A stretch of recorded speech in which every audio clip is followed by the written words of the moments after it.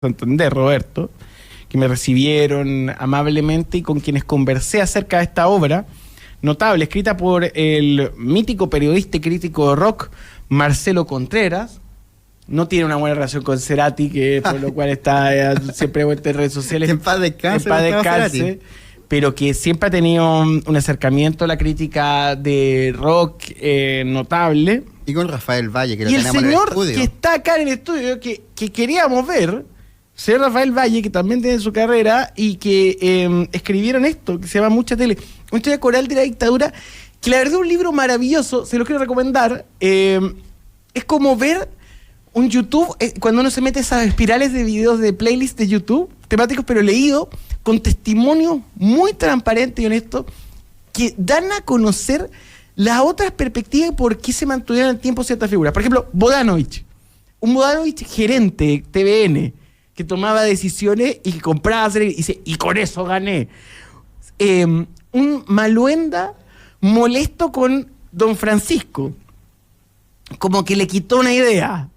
Un Don Francisco empresario, o que expresa sus miedos cuando dice en un momento, oye, bueno, se va a terminar el Sábado Gigante, algún día ¿qué vamos a hacer? O que escapa de Pinochet cuando se lo encuentra de las formas más espectaculares y de serie. La única vez que se encuentra es la foto donde ellos dos se dan la mano, que ha circulado por redes sociales y siempre se ha transformado en una suerte de meme, pero la cual él mismo como que de alguna manera da a entender que lamenta, porque dice, Pinochet era muy pillo, y que en esa oportunidad incluso va con lente, como haciendo una especie de gesto para pensar el futuro. Un guiño relevante. Hay un montón de historias en este librazo Mucha de Marcelo tele. Contreras y Rafael Valle. Ustedes pueden ir por él. Abren cualquier página y encuentran algo. ¿Cómo estás, Rafael, Rafa? ¿cómo estás? Hola, muchas gracias por la invitación. Bienvenido. Un gusto estar acá. ¿Cómo fue la experiencia de escribir esto? ¿Cómo lo hicieron? ¿Cuánto Porque es una tiempo? historia oral. Tomar tu tiempo. Fue una experiencia ardua. Con Marcelo Contreras, mi colega y coautor, estuvimos 5 años, hicimos casi 100 entrevistas con todo el mundo que pudimos encontrar relacionado con la televisión de los 70 y los 80. Animadores, conductores, productores, directores, técnicos, maquilladores. Incluso hablamos con Francisco Javier Cuadra, que fue vocero de gobierno en el gobierno de Pinochet. Fueron 5 años y en el fondo esto parte como una idea de mirar cómo se acercaba la conmemoración del medio siglo del golpe de Estado. Queríamos mirarlo desde un ángulo distinto. Iban a salir muchos libros más tirados hacia el lado de la historia, de la política, del tema de derechos humanos, de la economía probablemente, y nosotros queríamos mirarlo como de un lado de cultura pop, que no es una mirada frívola para nada, sino en el fondo es una mirada de cultura popular, porque claramente la televisión dejó huellas en la cultura popular chilena. O sea, hasta el día de hoy se recuerdan programas como, bueno, Sábado Gigante, El Happening, Martes 13, Baila Domingo. Hubo mucha producción y también el libro desmitifica que había un plan de los militares con respecto a la televisión. Era mucho más como un taller espontáneo de una tecnología nueva, en la cual había un tema que siempre era manipulado, que eran los informativos, que ahí era donde estaba la atención. ¿El resto qué pasaba? Exactamente. Bueno, una de las grandes conclusiones que tuvimos con Marcelo después de ya analizando, trabajando este material, es que básicamente no hubo una gran estrategia de decir vamos a hacer un plan para que vamos a inventar el happening para que la gente se ría y no piense y no vea lo que está pasando en este país. Más que nada, hubo cosas donde hubo intervención, hubo de hecho algunos estelares donde Sergio Risemer nos dice que claramente Sabor Latino nace adelantándose un poco un tema de recesión que va a venir a comienzos de los 80, entonces es como un distractor. Pero obviamente la censura estuvo más que nada controlada de los informativos y especialmente en Televisión Nacional, que es como la trinchera del poder militar. Había un equipo destinado a cubrir a Luciria. Por ejemplo. Pero con presupuesto. Exacto. El show de Lucy era el chiste interno dentro de 60 minutos, porque la señora tenía un camarógrafo que cubría todas sus actividades como en Sema Chile. Pero lo que nos dimos cuenta también de que en el fondo también hubo harta autocensura. En el fondo muchos programas nacen porque la gente sabe qué terreno es más seguro de pisar. No vamos a hacer programas de contingencia dura, no vamos a hacer programas de temas políticos porque no se puede, nos van a bajar la cortina rápidamente. Entonces es más que nada eso, más que una estrategia independiente de que hubo manejo mediático. Ahí uno entiende por qué hay una herencia por parte de la industria de televisión hasta el día de hoy, de tener resistencia. Eso es un problema que no ha podido superar la industria, en especial los ejecutivos que, bueno, se han ido extinguiendo, pero que ha sido una herencia. La televisión chilena tiene problemas con el formato político. Sí, bueno, claramente ahora... Ahora, entendiendo que ha cambiado todo esto, pero ojo, porque los matinales se han transformado en los noticieros centrales, como dijo en una oportunidad Mirko Macari. Sí. pero la política, pero no son programas de política. No se habla de políticas públicas en los matinales, se habla de sucesos. Exactamente, sí. Bueno, un poco nosotros contamos también cómo de alguna manera se va modelando esta industria. Por ejemplo, aquí contamos cómo nacen los matinales. Claro, O sea, hay una de las figuras principales que nosotros entrevistamos es Alfredo Lamadrid, que es una persona que de alguna manera le abre la puerta, queremos nosotros, a la modernidad de la televisión chilena en los 80 cuando empieza a introducir nuevos formatos. Ellos, tanto Lamadrid como Don Francisco, son gente que va a mirar mucha tele afuera. Sí, por supuesto. Gonzalo Bertrán.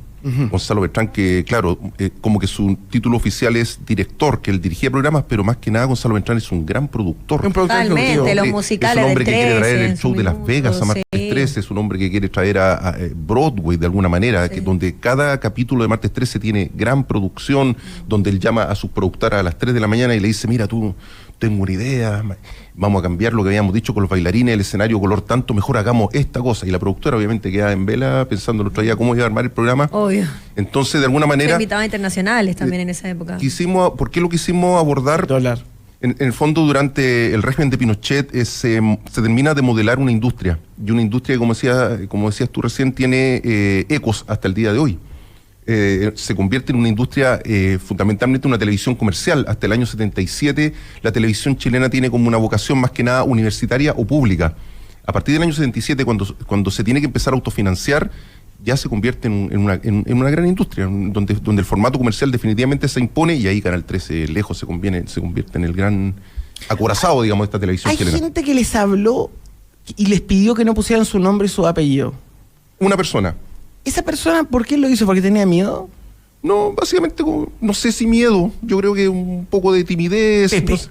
Pepe, que da uno de los primeros testimonios, pero fue el único. Y lo entendimos. No.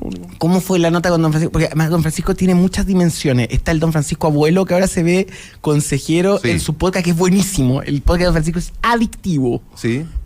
Además, un Don Francisco como Radiohead. ¿Cachai? Como que entra a rollos depresivos. El Don Francisco más dark.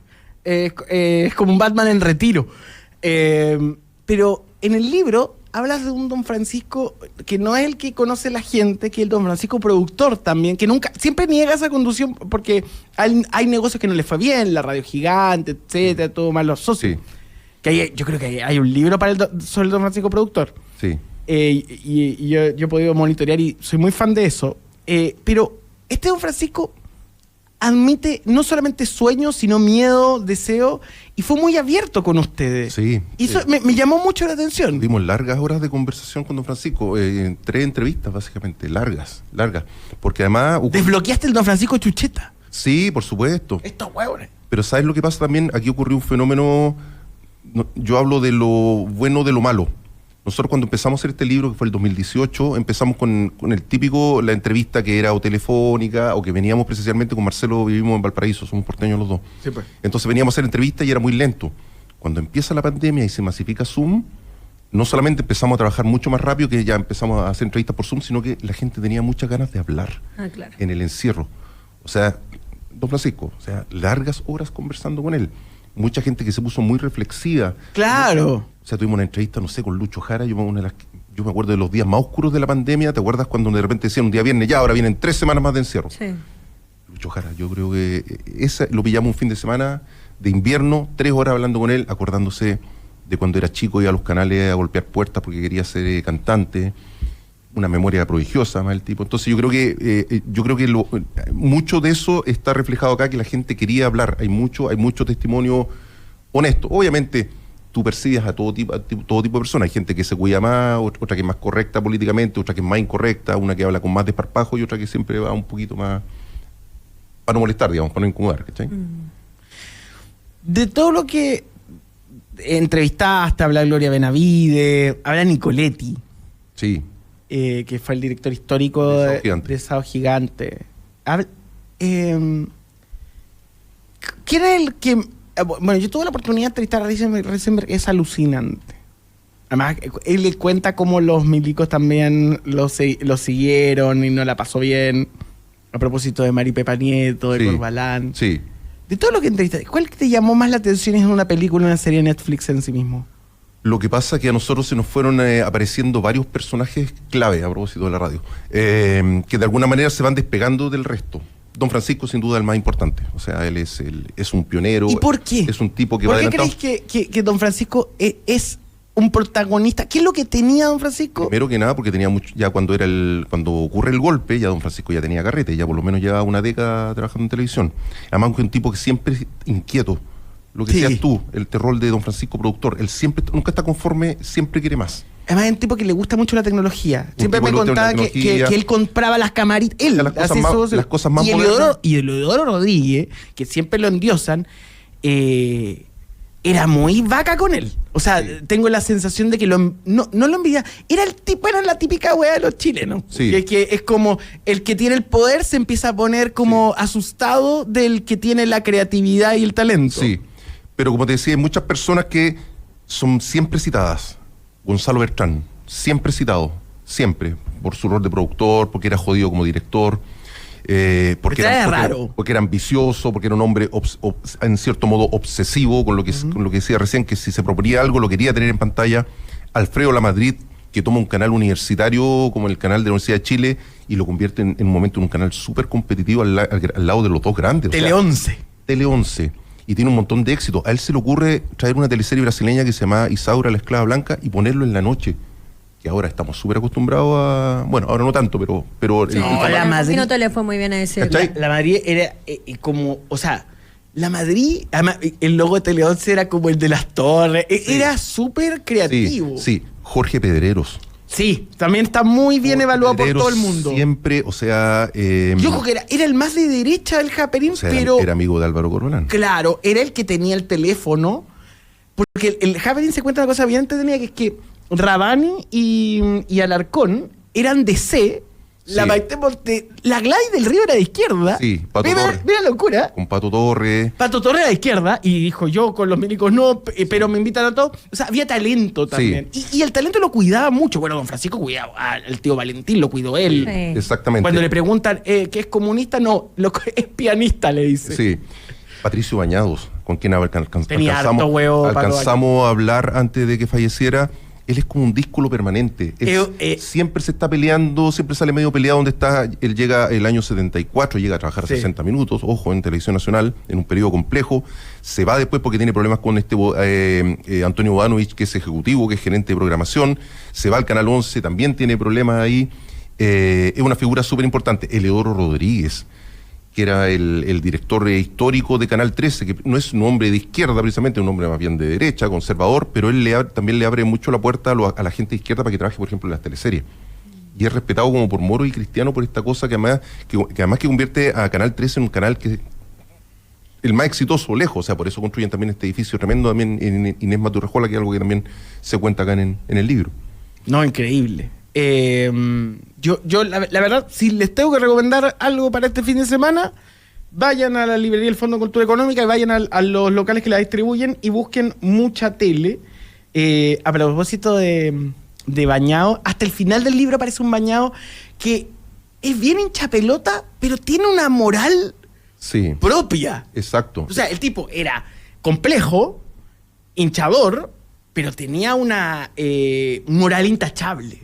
Y eso también los complicaba mucho porque o sea, aparece hasta el final y se explica por qué no le dan la oportunidad que él siente que merece en Televisión Nacional. Navarrete ahí se libera Sí. y le da. Lo que pasa es que él siempre es muy crítico al final. Claro, hasta de la Teletón. Sí, pues de la Teletón. Él era muy criticado por ser una persona que miraba con ojos así. Y ojo que hay varias personas que miran con distancia a la Teletón, eso también nos llamó la atención. No es que fuera esta cosa que del principio estaban todos unidos. Hay gente. Javier Miranda también dice, ojo, esta era la fiesta de Mario. Ahora, hay una Bernardo cosa- de la Maza. Sí, Bernardo de la Maza también es súper crítico. Ahora, es súper interesante cómo don Francisco le pelea al Rodríguez la Teletón. Le dice, si usted no me todos lo los aprueba, años. yo me voy. Sí. Todos los Y años. queda loco Rodríguez, porque primera vez que parece que la amenaza, porque don Francisco siempre ha sido un buen empleado, en general, de sus organizaciones. Sí. Pero ocupa esa carta salvaje para decir, quiero que me apoyen todo. Sí. Bodanovich era como, era como Sebastián Florillo, estar en la casa ahí, estar en el tenis, y en la mañana, y de repente llega un periodista y le dice, hagamos la Teletón. Y dice, dale. O sea, siempre esas relaciones humanas están Sí. súper bonitas, reflejadas acá en este libro maravilloso que se llama Mucha Tele. Se los recomiendo para que lo vayan a buscar. Rafael, ¿cómo te imaginas que van a recibir también las nuevas generaciones este libro? Nuevas generaciones que no tienen televisión, que quizás muy, muy pequeños la observaron de la mano de sus papás, pero también Mucha Tele es parte de la historia de nuestro país. Fíjate que ha tenido interés porque mucha gente joven nos dice que ubican los programas por sus papás. Ajá, o algunos nombres también, me Claro, imagino. y porque también quedaron muchas cosas que también es interesante en la cultura popular, en el habla, en el inconsciente colectivo chileno, es peinar la muñeca. Es el final de los títeres, cuando enloquece la villana y termina peinando la muñeca. Asociarlo a ¿Quién no ha eso, escuchado lo del guatón copión? Claro, O cuando te clásico. dicen que en una oficina hay un canitrot o una espina, que es chupa media. Tal cual. Mucha Entonces, Tele. Rafael Valle estuvo con nosotros esta mañana y Marcelo Contreras escribieron este librazo. Cuídense mucho, nos vemos el lunes. Gracias, Rafael. Gracias a Chao, que ustedes. estén bien.